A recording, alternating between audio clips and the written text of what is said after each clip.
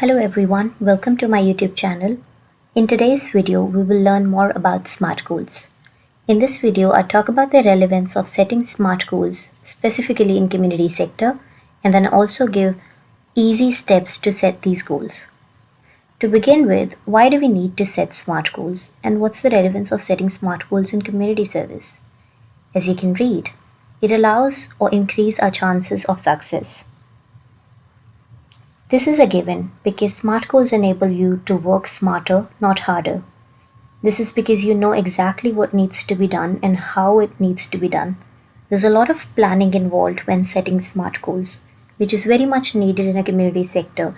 As you may know, one case worker or a case manager would work with 8 to 7 clients in a day, and these all clients would have varied needs.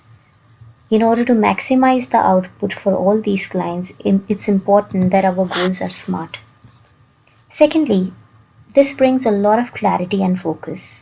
You will not be confused about what is to be achieved or how it is to be achieved or when it needs to be achieved. When you have a clarity of approach, you automatically will be more focused. Thirdly, it also allows you to expand your resources. You would now know what sort of resources you already have and what you need to acquire in order to achieve your goals. For example, you may realize you need to invest more money in developing the service programs for your clients. Then you would prepare a budget or you would also apply for additional funding to reach your goal. Last one is it allows you to measure. Now, having a benchmark helps. SMART goals allow us to set those indicators, the KPIs for your progress or even your failure. You will be able to monitor your progress, and not just that, you can even modify or change your approach in order to get better results. Now, if you are convinced that setting these SMART goals is beneficial, let's talk about how to set these in simple steps. The first step is to be specific. Be as crystal clear about your goal as you can. Vague sounding goals like improving customer service are likely to lead to confusion down the line and decrease your chances of success. So get super specific. If you want to improve your customer service, think about which aspect of customer service you want to focus on. Narrow down your goals as much as you can. Second step is to outline specific goals and specific quantitative data of measuring these goals. Always remember, success is a number game, and if you can't measure it, you can't actually grow. So you need a number. You need this quantitative data, whether it is in the form of a percentage or ratio or some sort of a figure that tells you how you will measure. So set some specific key performance indicators which will help you understand how likely or how unlikely you'll be able to achieve or not achieve your goal. Third step is make your goals very attainable. SMART goals should help you grow, but at the same times they also need to be a little bit attainable or achievable. Base your SMART goals on your own data and analytics as well as industry standards.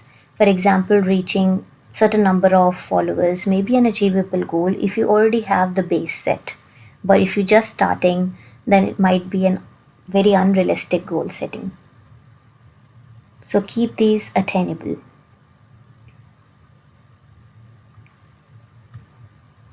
After giving yourself a serious check to understand the attainability of the goal, you also have to find out the relevance.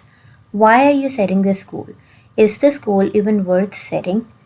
When you're considering the relevance of the goal, always come back to the needs of the client. For example, you may have a client who has different needs, and this client wants to get a job in order to get some sort of financial security. Now, this client may also be dealing with some sort of TBI. Knowing that the client is going through those physical and health conditions, would setting a career related job goal or a job related goal would be a relevant goal in this scenario. So it's important to have the bigger picture and to understand why you're setting a goal that you're setting and what's the relevant or how are you adding the value to the client's life by setting that goal. So think of a bigger picture. Lastly, you need to anchor them by keeping them time bound. The final step is to always have a deadline to define your goal. A goal without a finish date is just like a dream or a wish. So you need to have certain deadline which keeps you moving forward towards your goal.